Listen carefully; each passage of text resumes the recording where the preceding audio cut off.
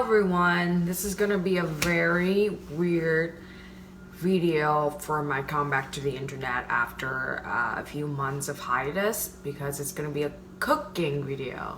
Now, I'm not much of a cook, more of a I much prefer to enjoy what people cook for me. But this is not qualify as a cooking tutorial whatsoever, because we're gonna be making a snack. So technically that's not a dish, and it's very easy snack that it's very easy to make. By the way, I'm filming this on my phone just for a change, see if it's any good. And immediately I've noticed a huge challenge, which is I am confused as to where to look at. Okay, let's get started.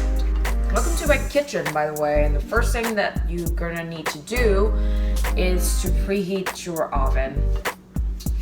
Oh, by the way, I should explain what kind of snack we're making. We're making a granola, super easy granola, and super duper healthy. There's no sugar involved, its own natural ingredients. It's vegan if you care about that. And yeah, enough chit chat, just let's get cracking. And the first thing you're gonna need to do is to preheat your oven to 350 degree Fahrenheit or 175 Celsius. And you're gonna need a baking tray for this. Mine looks really burned because it's been used multiple times. And you're gonna need some parchment paper to line your tray with. You want to do this beforehand, because once you're prepping all the ingredients, your hands are going to get really sticky. So it's not going to be easy for you to do this. Okay, so put the tray aside. Let's prepare all the ingredients. It's very simple. So you're going to mix all the ingredients into a bowl like this. So the first ingredients you're going to need are some oats, are easily found in any local supermarkets. So I'm gonna measure with just like a regular bowl like this. Doesn't need to get complicated, you know? And you're gonna need 2 bowls. Shit. So that's 1.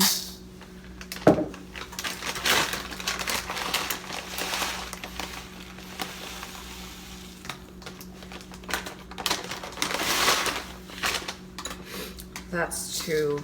So the second thing are some chia seeds. This is to add some protein to your granola, and it also adds a bit of, like, I don't know, crunchiness. So it's really nice to have. Oh right, you don't need this. So I would say like a 1/4 of a bowl of chia seeds. And now you're gonna need some nuts and seeds of your choice. Mine is a combination of sunflower seed and walnut, chopped walnuts. I tried only sunflower seeds before, but I found that once I added the walnut, it's totally changed the game. It just elevated the granola to a next level. So I highly recommend adding walnuts. And you're gonna need a total of 1 bowl for all the nuts that you use. Last but not least, you're gonna need some raw coconut oil. You need some coconut oil. And at least half of a bowl of coconut oil, maybe some more. You should be quite generous with this because it helps stick everything together. And now it's the part where you need to get down and dirty with it. You need to get your hands involved. If you're a neat freak like I am, then you can use some gloves. But anyhow, your hands are gonna have to work hard to mix all the ingredients together. That's what you need to do. You need to massage all the ingredients together. You need to coat everything with coconut oil. It's quite It's still in hard form at the moment, so you need to use your fingers to kind of break down the oil a little bit. Okay, so now that the mix is ready, I'm gonna transfer it onto my baking tray and bake it in the oven for about 15 minutes at 350 degrees Fahrenheit or 175 Celsius. And now into the oven for 15 minutes. Okay, so while the granola is baking in the oven, we're gonna be prepping the last ingredient, dates. This is not only gonna make your granola stick together very well, but also make it taste great, sweet but not too sweet. And yeah, this is my hero ingredient. So you're gonna need to pit them. We're not gonna be using the pit inside. I like to use, for that much oats and nuts, I like to use about 8 dates. I don't like it too sweet, but if you want it to taste a bit sweeter, then you can always add more. You're only gonna mix the granola more chewy and sticky and nice. You want to roughly chop them. You don't have to slice them too precisely or anything like that, because we're gonna be smashing everything together once again after the granola it's done baking anyway. I usually wait until like 5 minutes to finish time to start pitting and chopping my dates, because it's very quick to do. It doesn't take long at all. Alright, so the granola is finished baking. Look at this beauty. If you see the granola turn into this kind of yellow golden color, that means that it's good to go. Otherwise, just leave it in the oven for a bit longer until it changes color.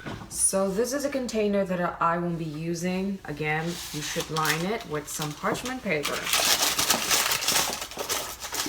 Then we are going to take our just baked granola,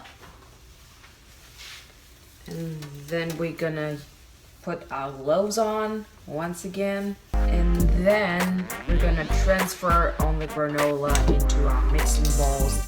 Now have some dates in it.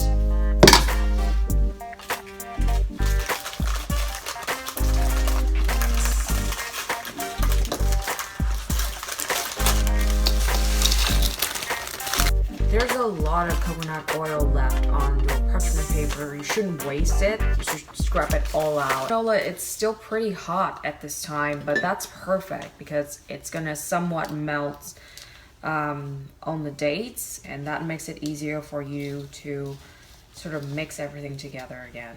So look at my granola ball. Just mush, mush, mush. Mash, mash, mash.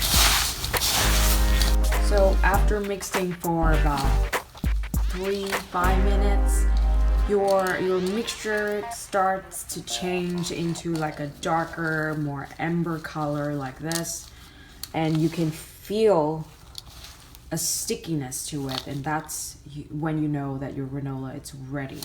So now all you're left to do is to put everything into your container that you have prepared. And it's a good idea to use your finger to kind of squash it down so that the granola will mold to the shape of your container. Once you feel like your granola looks pretty solid and tight and not going to be disintegrating anytime soon, that's when your job is done. Just snapshot the lid of your container and put your container into the freezer for about 2 hours. The granola, it's looking fantastic. And now it's the moment of truth. We're gonna cut this into squares, and if it doesn't disintegrate, that means that you have succeeded. Oh, fantastic. Look at this. it feels really chewy. So chances are it's gonna taste amazing. So now that I've done cutting my granola, I'm gonna pop them back and keep them in the fridge. So there you go. This is a very easy to make, healthy, minimal ingredient granola that anyone can do, and it's good, period. So I hope you're hungry and try this at home. I hope you enjoy this little video, and I'm gonna be back with more videos to come. See ya!